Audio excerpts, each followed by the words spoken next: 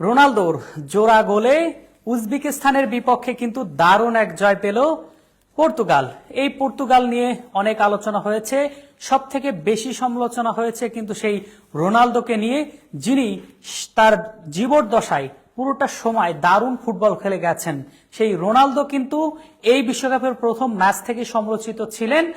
আজকের ম্যাচে অন্তত সমালোচনা কেটে গেছে, যখন তিনি ম্যাচের মাত্র 6 মিনিটে গোল করেছেন এবং একই সাথে ম্যাচের 39 মিনিটে তিনি দ্বিতীয় গোলটি করেন। তার এই জোড়া গোলের মাধ্যমেই পর্তুগাল বিশ্বকাপের প্রথম জয় পেল। প্রথম ম্যাচে যেভাবে তারা ধাক্কা খেয়েছিল, সেই ধাক্কা সামলিয়ে দারুণ এক জয় পেল, যে জয় হয়তো তাদেরকে বিশ্বকাপে একটা আলাদা মোমেন্টামে নিয়ে যাবে। দেখা যাক সেই ক্ষেত্রে পর্তুগালের পরের ম্যাচগুলো ক্ষেত্রে কি করে। তবে তার আগে আজকের ম্যাচে অন্তত বলবো যে পর্তুগাল তাদের সেরা ছন্দেই ছিল। হ্যাঁ, অবশ্যই সেটা বলা যায়, কারণ পর্তুগাল গত ম্যাচে যেভাবে আসলে মুখ থুবড়ে পড়েছে বলা যায়, তারপরে পুরো বিশ্বর ক্রিটিক্সরা যে পরিমাণ ক্রিটিসিজম করেছে, নট অনলি পর্তুগাল, আসলে পর্তুগাল বলতে আমরা রোনালদোকে বুঝি। সো রোনালদোকে যে পরিমাণ ক্রিটিসিজম করা হয়েছে, তিনি গোল পান না, 5 বছর ধরে গোল পাচ্ছেন না, এরকম অনেক কথা শোনা গেছে। সো এই ম্যাচটা আসলে রোনালদোর একটা কথা আছে, রোনালদো হচ্ছে আইডিয়াল রিয়াল মাদ্রিদ প্লেয়ার। সে কামব্যাক দিতে বেশি পছন্দ করে এবং এটা ছিল তার কামব্যাক। সো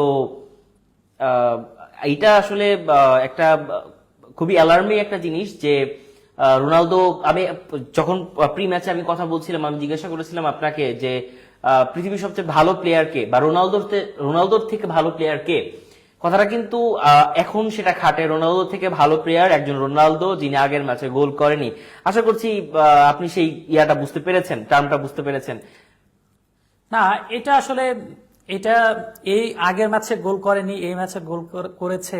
আর এটার মাধ্যমেই যদি আমি বলি যে রোনালদো থেকে ভালো প্লেয়ার কে, অবশ্যই সেটি আসলে সবাই বলবে, দর্শক বলবে যে রোনালদোর থেকে আসলে ভালো খেলোয়াড় আছে কিনা, সেই ডিবেটে হয়তো আমি যেতে চাইবো না। তবে আজকের ম্যাচ নিয়ে কথা হবে, যে ম্যাচের মহানায়ক সেই রোনালদোই, এবং সেই রোনালদোকে দিয়েই শুরু হয়েছে, এবং আজকের ম্যাচে নিঃসন্দেহে তিনি ম্যাচ সেরার পুরস্কারটাও পাবেন। এবং আজকের ম্যাচেও তিনি একটা রেকর্ড করেছেন যে টানা 6 বিশ্বকাপে তিনি গোল করেছেন, প্রত্যেকটা বিশ্বকাপে টানা 6 ম্যাচে তিনি গোল করেছেন, যেটি একটা বিশ্বকাপ। সেই বিশ্বকাপের সাথে সাথে নিজের ক্যারিয়ারের সাথে 2টি গোল করেছেন। সেই গোলের মাধ্যমে কিন্তু তিনি ফুটবল বিশ্বকাপে তার ক্যারিয়ার জুড়ে 10টি গোল করেছেন 23টি ম্যাচে। আজকের ম্যাচ দিয়ে 23টি ম্যাচে তিনি 10টি গোল করলেন। পরের ম্যাচে হয়তো গোল করে সেই ফ্রান্সের কিলিয়ান এমবাপ্পে কিংবা মেসির কাছাকাছি, বা সেই জার্মানির যে তারকা যার অধীনে সেই রেকর্ডটি ছিল, সেই রেকর্ডে হয়তো কাছাকাছি অবস্থান করবেন। কাছাকাছি যাওয়া উচিত, কারণ এই রোনালদো আসলে যে মাপের খেলোয়াড়, তার আসলে বিশ্বমানের যারা বিশ্ব মাতিয়ে বেড়াচ্ছেন তাদের পাশাপাশি যাওয়া উচিত। কি মনে হয় আপনার? হ্যাঁ, অবশ্যই রোনালদো এমন একজন প্লেয়ার, সে যেখানে গেছে, যে রেকর্ডটা পসিবল ছিল সেখানেই রোনালদোর নাম একবার করে উঠেছে। বলতে পারেন কিছু দুর্ভাগ্য রোনালদোর, সেটা হচ্ছে বিশ্বকাপের যে দুর্ভাগ্যটা, এটা তার এই খরাটা তার জীবনে সারা জীবনই ছিল। তিনি যেখানে গেছেন সেখানেই দ্য বেস্ট হিসাবে এবং মেসির সাথে তার জায়গা শেয়ার করে নিয়েছেন প্রত্যেকটা জায়গায়। কিন্তু এইবার হয়তোবা আমরা ব্যাপারটা এরকম দেখছি, মেসির সাথে রোনালদোর যে সবসময় রাইভেলারি, গোলের ক্ষেত্রে মেসি রোনালদোর রাইভেলারিটা বিশ্বকাপের ক্ষেত্রে হচ্ছে না। সো এটা আসলে আনএক্সপেক্টেড একটা কিছু। সেই ক্ষেত্রে যখন ভক্তরা এই ব্যাপারটা নিয়ে, আমার মনে হয় এটা নিয়েও সুযোগ তৈরি করা দেওয়া উচিত রোনালদোর, যে মেসি রোনালদোর গোল কাছাকাছি থাকবে এবং তার ভক্তরা তাদের নিয়ে ডিবেট করবে। এটাই আসলে সর্বগত একটা ঘটনা হয়ে গেছে। সো পাশাপাশি আমি আরেকটা জিনিস মেনশন করতে চাবো যে আজকের ম্যাচে শুধুমাত্র রোনালদো ভালো খেলেছে ব্যাপারটা এমন না, দলগতভাবে খুবই ভালো খেলেছে। এবং পরবর্তীতে যখন হাফ টাইমের পরে, যখন সেকেন্ড ব্রেকেরও পরে, যখন উজবেকিস্তানের ডিফেন্ডাররা, তারা কিন্তু প্রচুর পরিমাণে হচ্ছে স্ট্যামিনা ছিল তাদের ভিতরে, এবং বাট তারপরেও পর্তুগাল খুবই ভালো খেলেছে। এবং নুনো মেন্ডিস একটি গোল করেছে, আরেকটি গোল জুয়া ফেলিক্সের পায়ে লেগে এটা আত্মঘাতী একটা গোল হয়েছে উজবেকিস্তানের প্লেয়ার দ্বারা। এবং শেষে রাফায়েল লিও যখন লাস্ট 10 মিনিটের সময় আসলেন এবং তিনি দুর্দান্ত একটা গোল করেছেন। এবং আমি আরেকটু মেনশন করব যে মানে পর্তুগাল দলের যে প্রবলেমটা ছিল, একটা প্লেয়ার যখন গোল করতে যাচ্ছে তার পেছনে আরেকটা প্লেয়ার নাই তাকে ব্যাকআপ দেওয়ার জন্য। এই প্রবলেমটা মানে নট অনলি আগের 2-1টা ম্যাচ, অলওয়েজ ছিল পর্তুগালের জন্য। সেটা বলতে পারেন 10 বছর 15 বছর আগে থেকে কিন্তু সেম প্রবলেমটা ছিল। এই প্রবলেমটা সলিউশন হিসাবে আমরা কিন্তু রাফায়েল লিওকে এই ম্যাচটাতে লাস্ট যে গোলটা তিনি করলেন, যখন তার কাছে বলটা রোনালদোর জন্য বলটা আসলে পাঠানো হয়েছে, রোনালদো গোলপোস্টের ভিতরে ঢুকেও পড়েছিলেন, দ্যাট টাইমে উজবেকিস্তানের একটা প্লেয়ার ডিফেন্ডার সেটা কিন্তু সরিয়ে দিয়েছে এবং পেছন থেকে ব্যাকআপ প্লেয়ার হিসাবে কিন্তু রাফায়েল লিও গোলটা করেছে। এই যে মানে ব্যাকআপ প্লেয়ার থাকার যে অবস্থাটা, এটা আর্জেন্টিনার টিমে খুব বেশি হয়, এটা ব্রাজিল টিমে কম বেশি এখন হয়, আগে আরো বেশি হইতো। এবং স্পেন টিমে আপনি দেখতে পারবেন, জার্মানিতে দেখতে পারবেন, এই সেম ধরনের খেলা হচ্ছে যে একটা প্লেয়ার গোল শট করছে, তার পেছনে আরেকটা প্লেয়ার আছে যে ব্যাকআপ দেওয়ার জন্য এগিয়ে আসতেছে। এটা পর্তুগাল টিমে ফর আ লং টাইম ছিল না। এবং আজকের ম্যাচে এইটাই কিন্তু আসলে পর্তুগালের পুরো ম্যাচের অ্যানালাইসিসটা শুধুমাত্র এই একটা মানে শর্ট একটা গোল দিয়ে বোঝানো পসিবল যে কিরকম ভাবে গ্রুপ ওয়াইজলি আজকে পর্তুগাল ম্যাচগুলো খেলেছে। এবং আজকের ম্যাচে ট্যাকটিক্যালও আমরা অনেক বেশি পরিবর্তন দেখেছি।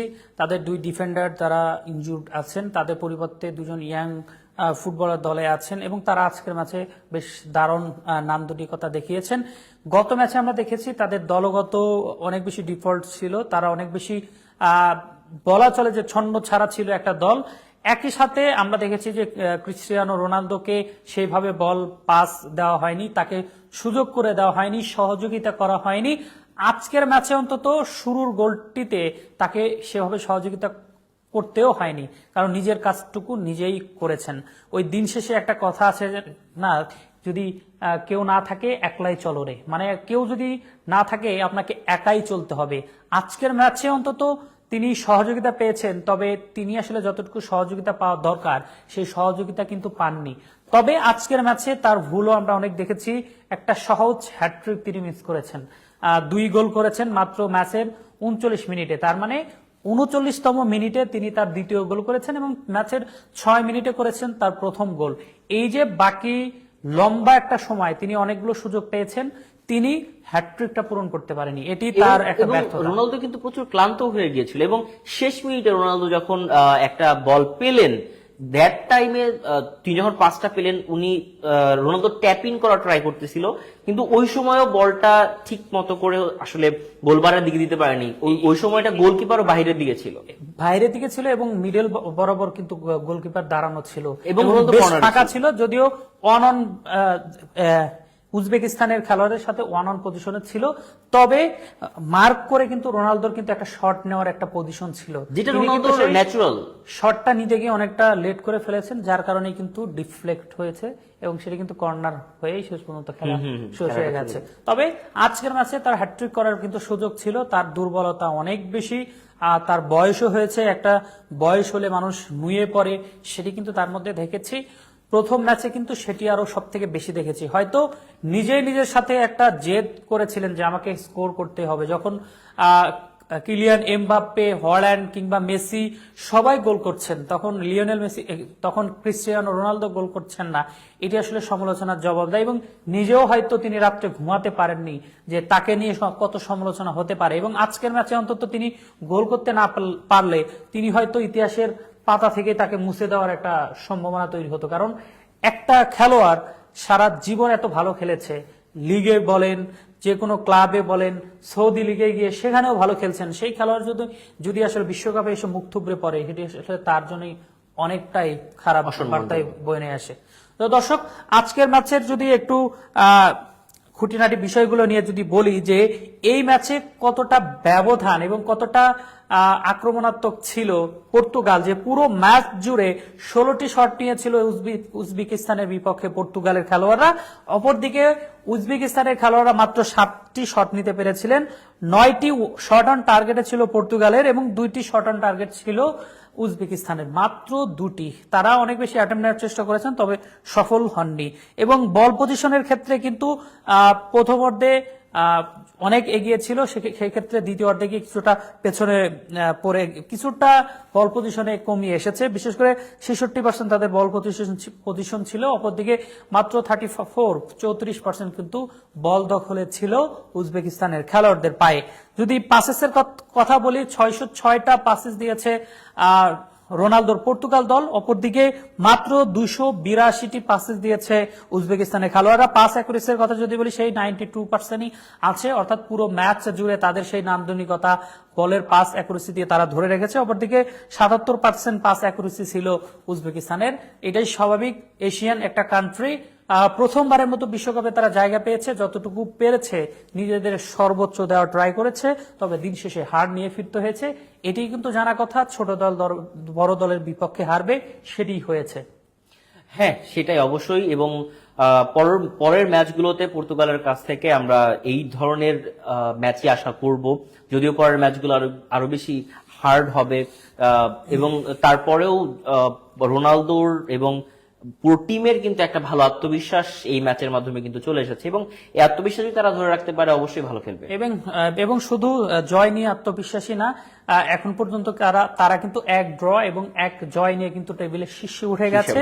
তারা কিন্তু 2 ম্যাচ খেলে 4 পয়েন্ট নিয়ে টেবিলের শীর্ষে আছে, এবং দ্বিতীয় স্থানে আছে 1 ম্যাচ খেলে 1 জয়ে 3 পয়েন্ট নিয়ে তারা কিন্তু দ্বিতীয় স্থানে আছে। যদিও খুব সম্ভবত এই গ্রুপ চ্যাম্পিয়ন হয়ে পরের রাউন্ডে যাচ্ছে কলম্বিয়া, কারণ তাদের যে প্রতিপক্ষ, বিশেষ করে যদি বলি, তারা কঙ্গোর বিপক্ষে জিতেছে, উজবেকিস্তানের বিপক্ষে তাদের একটা ম্যাচ আছে, সেখানে হয়তো বড় ব্যবধানে জিতবে। সেই সাথে রোনালদোর দল পর্তুগালকেও একটা বড় হুমকির মুখে রাখবে। তাতেই বলা চলে এই গ্রুপের অন্তত সেরা দল আমি কলম্বিয়াকে মানি, তবে পর্তুগাল ছেড়ে কথা বলবে না। যদি বিপক্ষের যে ম্যাচটা আছে সেটা যদি পর্তুগাল জিতে যায়, তাহলে কিন্তু আবার পর্তুগাল টপে চলে যাবে। সেক্ষেত্রে পর্তুগাল 7 পয়েন্ট নিয়ে কিন্তু পরের রাউন্ড অফ 32-তে যাবে। সেই ক্ষেত্রে আবার পর্তুগালের সাথে কলম্বিয়ার যে ম্যাচ, সেখানে যদি কলম্বিয়া জিতে যায়, সেই ক্ষেত্রে কলম্বিয়া 9 পয়েন্ট নিয়ে হচ্ছে রাউন্ড অফ 32-তে যাবে। সো এটা ডিপেন্ড করে যে আগামীর ম্যাচে উজবেকিস্তানের বিপক্ষে কলম্বিয়া কি রকম খেলবে, এবং পর্তুগাল কলম্বিয়ার সাথে যে ম্যাচটা, সেই ম্যাচটা কিরকম খেলবে, এর উপর ডিপেন্ড করবে কোন দুটি টিম আসলে ফাইনালে যাবে। তবে আশা করছি যে এই প্রেডিকশনে হয়তোবা পর্তুগাল এবং কলম্বিয়া এরা দুইজনই যাচ্ছে রাউন্ড অফ 32-তে। এবং এবার একটু প্রথম রাউন্ডটা পেরুনোটা একদম সহজ, কারণ 32টা দল খেলতো আগে, এখন 48টা দল খেলে, এবং প্রথম রাউন্ড থেকে প্রতিটি গ্রুপ থেকে 3টি করে দল কিন্তু রাউন্ড অফ 32 সেই রাউন্ডে যাবে, এবং সেখানেই আসলে মূল প্রতিযোগিতাটা শুরু হবে। কারণ সেই পর্বটা টোটালি কিন্তু আসলে নকআউট পর্ব, হেরে গেলেই বিদায় নিতে হবে। একটা কঠিন সমীকরণ মেলানোর কথা আমি বলবো না, একদম হারলেই বিদায় নিতে হবে। সেই সমীকরণের ম্যাচগুলো কতটা উত্তেজনাপূর্ণ হবে সেটি কিন্তু আসলে বলার অপেক্ষা রাখে না। তার আগে আজকের ম্যাচ নিয়ে অনেক কথাই হলো, আজকের ম্যাচেও নতুন করে ইতিহাস রচনা করা হলো। আরো একবার রেকর্ডে ভাগ বসালেন রোনালদো, যেটি হওয়ার কথা সেটি। তাকে নিয়ে সমালোচনা ছিল যে তিনি গোল করতে পারেন না, আজকের ম্যাচে গোল করেছেন। আজকের ম্যাচের আপাতত কি পয়েন্ট এবং কি মোমেন্ট এটি। দর্শক, যুগান্তর স্পোর্টসের পর্তুগাল এবং উজবেকিস্তানের ম্যাচ নিয়ে আজকের দিনে আমরা সাথে ছিলাম আমি আরফিন জ্বলন্ত এবং আমি মর্তুজা তানভীর। পুরো বিশ্বকাপ জুড়ে কিন্তু আপনাদের সাথে থাকবো, ততক্ষণ সাথে থাকতে হবে যুগান্তর স্পোর্টসে, কারণ যুগান্তর স্পোর্টস কিন্তু সকল খেলার আপডেট সবার আগে দিয়ে থাকে। যারা সাথে ছিলেন সবাইকে ধন্যবাদ।